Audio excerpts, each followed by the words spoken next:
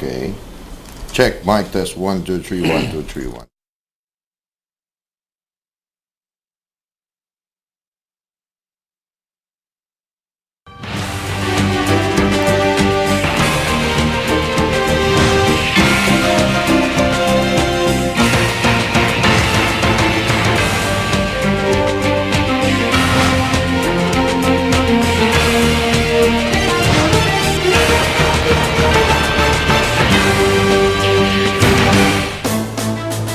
Magandang umaga sa inyong lahat. Kayo'y nanonood na ng Serbisyo All Access, ang public service program dito sa 9TV. Ako po si Gani Oro. Ngayon ay Friday morning, November 28, 2014. Good morning, Annalyn. Good morning, Gani, at good morning sa lahat na nanonood ng Serbisyo All Access. Magkakasama po tayo ni Gani hanggang alas 12 ngayong araw na ito. At atin 27 days before Christmas. Marami na pong mga Christmas bazaar sa mga Tiangge na ayan, bukas na at dinadayo na ng mga mamimilit, mga nakatanggap na ng bonus. And by the way, yung mga mall hours ngayon, simula sa araw na ito, magbubukas ng 11 ng umaga at it will close at 11 in the evening. Gagabihin na. Oo, gagabihin na. At late na rin ang pagbukas. So, changes na po yan, except daw po on on December 25 and January 1. Pero until January 3, 11 a.m. till 11 p.m. po ang mall hours. At Magkakos ng traffic yan sigurado. Although they're saying that they're hoping that with this change, baka maiwasan kahit papano yung traffic na maidudulot dyan sa Christmas shopping, di ba? Alright. Anyway, makakasama po natin ngayong umaga ang isang abogado upang pag-usapan naman po natin ang domestic violence.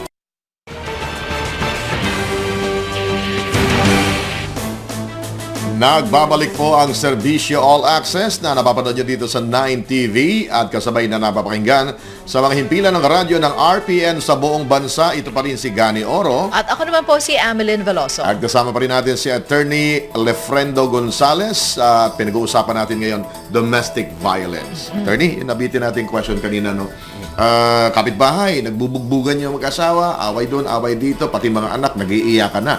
Ikaw na kapitbahay, parang hindi ka makatiis ngayon, hindi makialam sapagkat gusto mong makatulong. Pwede bang ikaw tumawag ng polis o kaya naman pwede bang tumawag ka ng barangay para mapacify yung nag-aaway ng mag-asawa? Maari po kasi nagkakaroon ng public disturbance doon sa inyong lugar. Maari ninyong tawagan na ninyong punong barangay o kaya pulis para kung may gulumang nangyayari, maitigil doon. Hindi ba lumalabas na nangingialam ka? Away ito na mag-asawa, huwag kang makialam dyan, hindi ka naman kasama sa miyembro ng pamilya. Hindi naman po kasi kami nakikialam doon sa away ninyo. Ang aming pinakikialaman yung gulo na nangyayari at ingay doon sa ating kapaligiran na kami ay naaapektuhan din. Yun po yung parang public scandal na ito. Opo, nirereklamo namin yun. Pero kung hindi naman magulo, pero nakita mo, sinaktan na. Hindi naman sila masyadong nag-iingay sa labas, pero may nakita kang sakta, nasugatan, o talagang nabubugbog. Parang puro pasa na si Mrs. for example. Nabubugbog na. Pero matahimik lang, wala naman. Pero nakikita mo na. Okay. Maaari rin naman po ninyo yung i-report doon sa inyong barangay, pero ang mga ganito po kasing klaseng sitwasyon, kailangan po talaga magkaroon ng isang formal complaint. So, kailangan magreklamo. At Magreklamo sino ang po. dapat magbigay ng formal complaint? Ang dapat pong magreklamo ay yung pong yung Biktima. naabuso mismo, okay? O kaya ang kanyang mga magulang, okay? O kaya guardian, kung meron man. O kaya ang kanyang ascendants, descendants. Maaari pong magsampa rin ang kanyang abogado, kung meron po siyang abogado. O maaari din magsampa yung police mismo kung saan yung reklamo inihain. I see. Okay, ito mula kay Jinky ng Zamboanga City, siguro ito kasi ZC. Okay? Ano po ang gagawin kung ayaw pumirma ng kapitan ng barangay sa BPO regarding VAUC? And I understand ang BPO daw ay Barangay Protection Order. Opo. Ang Barangay Protection Order po ay para maproteksyonan ang babae sa pang-aabuso ng kanyang asawa. Ngayon, ang BPO po ay ini-issue ng barangay after magkaroon ng tinatawag nating ex parte determination dun Ano sa po complaint. yun? Ibig sabihin po, ako po ay pupunta ng barangay at sasabihin ko kung ano yung mga reklamo ko. Ano yung mga ebidensya mo? O sige, eto. Okay. Pag nakita ng barangay na hindi naman sapat ito para mag-issue ako ng barangay protection order under sa 9262. Hindi nyo po mapipilit yun ng ano to, ang punong barangay, sorry.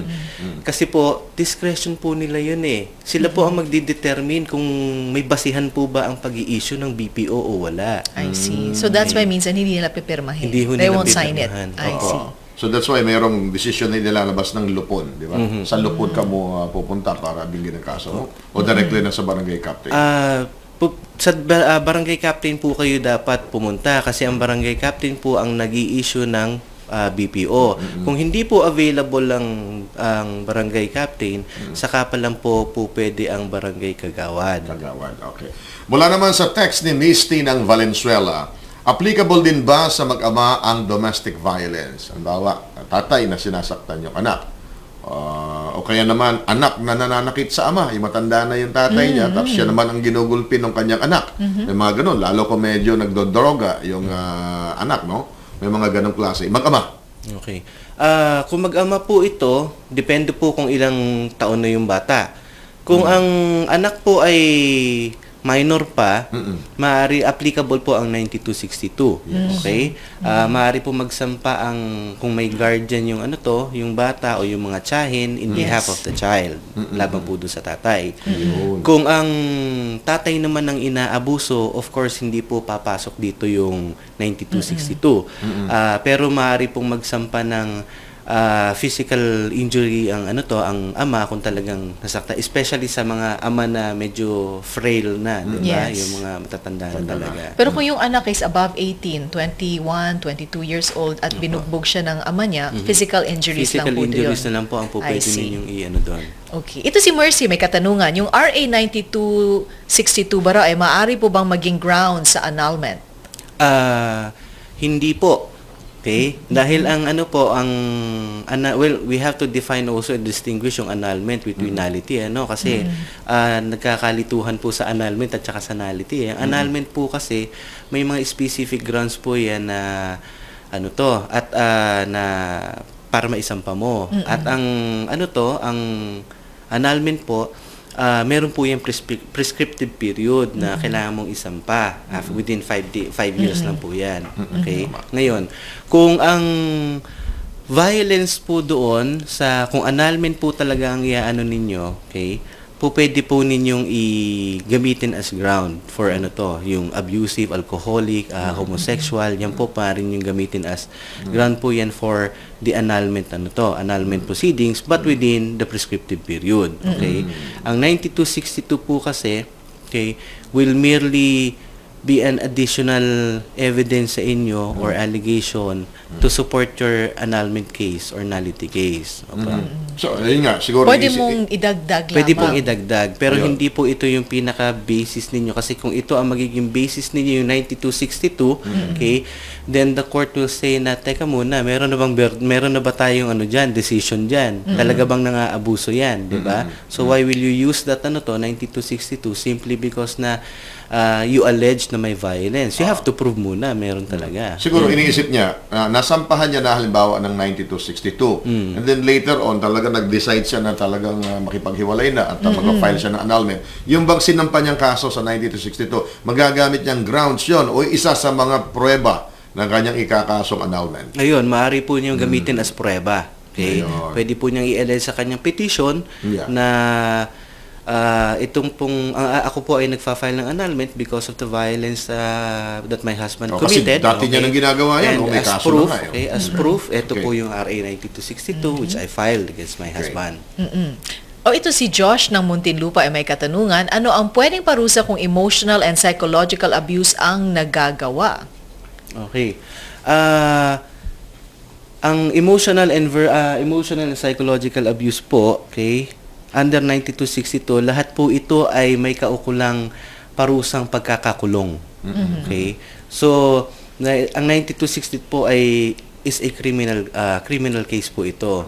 So, pag nagsampa kayo ng kaso sa inyong asawa, at yan ay napatunayan na lumabag siya rito, ang asawa niyo po ay maaaring makulong. Okay? Now, depende ho kung ano yung ground na ginamit niya, ano yung violation na ginawa niya, doon po magde-determine kung gaano kabigat yung sentensya na ibibigay sa kanya. Well, nasagot na rin ang tanong ni Gigi ng Quezon City, paano kung psychological abuse, paano ipoprove sa court? More or less nasagot na po Apa. ninyo. Si Windy naman ng Maynila, nagpadala din ng katanungan, may makukuha pa bang sustento ang anak kong kung magkakahablahan ng mag-asawa? Yun, let's say, nagdemandahan na yung asawa, sinampahan ng kaso ng babae, yung lalaki. How about yung anak nila? Okay. Tuloy po ba sustento nun? Tuloy po, kasi po sa RA 9262, okay, ito pong economic abuse na tinatawag natin, okay, pertains doon sa hindi pagbibigay ng sustento. Okay? So, kung hindi po magbibigay ng sustento yung lalaki, meron din pong kaukulang parusang pagkakakulong. Okay? So, kung kahit na nagkakasuhan na sila, maaari pa rin hingin sa sa korte na magbigay ng suporta habang nililitis yung kaso para dun sa mga bata. I see. O ito naman, similar yung situation. The thing is lang, yung father daw ng baby niya ay nasa Austria at hindi na raw nagbibigay ng sustento. Nakapangalan daw ang bata sa kanya. Paano po ako mag-file ng child support kung ayaw po niyang magbigay? Anong kaso naman daw ang pwede niyang i-file? Question mula kay Ella ng Parañaque. Okay. Yung asawa ho niya nasa Australia. Ang tanong ko ho, yung Austria. Yung kanyang asawa ho ba'y Pilipino o foreigner? Hindi niya nabanggit dito. So, okay. Assuming na ang kanyang asawa ay Filipino, okay, babalik pa rin ho dito yan. So, maaari pa rin ho siya magsampa ng kaso dito sa atin sa piskalya. Okay?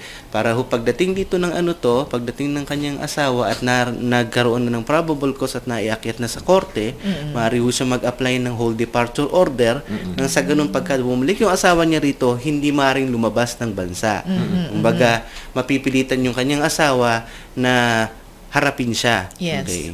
Yun po yung Pero kung foreigner, Kung foreigner po, okay, dyan po tayo nagkakaroon ng problema kadalasan, kasi kung foreigner po yan at magsasampa ho tayo ng kaso dito na criminal, wala po tayong jurisdiction doon sa sa bansa nila. Hindi po natin pwedeng i-impose. Yung batas natin dito, hindi pwedeng i-impose. Hindi po sa pwedeng I i-impose see. doon. Okay. So, attorney, ito, let's face the reality. Babae, binubugbog, sinampahan niya ng kaso RA 9262, yung kanyang asawang lalaki. Natural, siyempre, lalong magagalit yun, mag-aaway sila. Kung nagsasama sila sa isang bahay pa, diba? Hindi magpa-prosper yung kaso dahil maaaring magkapatawaran o mas lalo lang mapapahamak itong asawang babae. Opo. Since na ayaw naman niyang makipaghiwalay, pero sabi niyo nga kanina, ang nagiging problema is yung takot yung babae na magsampa ng kaso dahil magkasama pa sila sa bahay. Pwede ba yung legal separation dito? Maisampa para nakabukod sila ng bahay at legal ang kanilang pansamantalang o pag-separate muna at hindi annulment kagad? Mas mainam din ho na mag-avail na lang po kayo nung temporary protection order o yung permanent protection order doon sa sa korte. Okay? Kasi sa temporary protection order, kasama po doon sa order na yon ang relief na ang lalaki maaring paalisin doon sa bahay. sa bahay mismo. Okay? Regardless kung sino ang may-ari. Okay. Kung for example, ang bahay ay pag-aari o nakapangalan dun sa lalaki. Pero yun ang conjugal home ninyo. Kasal sila, Kasal conjugal kayo. nila yun. Okay. Kahit yung lalaki pa yung may-ari ng bahay, May-ari. pwede siyang paalisin Pwede sa bahay ho na siyang yun? paalisin dun sa bahay na yon para ho Okay. sa proteksyon ng babae. So, hindi nyo ho kailangan na magsampa ng separate case of legal separation para lang maprotektahan siya. Okay. Yung temporary protection order, lalo na po pag naging permanent na ang protection order na yan, hindi na ho siya maaari talagang pumunta sa kanilang conjugal home. Yan ba'y desisyon ng korte o desisyon lang ng barangay? Desisyon po yan ng korte. Kahit sa barangay lang, hindi naman pwede yan. Sa barangay po kasi ang BPO, effective lang ho hanggang 15 araw ang BPO nila. So, it would be advisable for you to file a temporary protection order doon mismo sa korte. Okay. So, yun, Okay. yung move na yon, pwedeng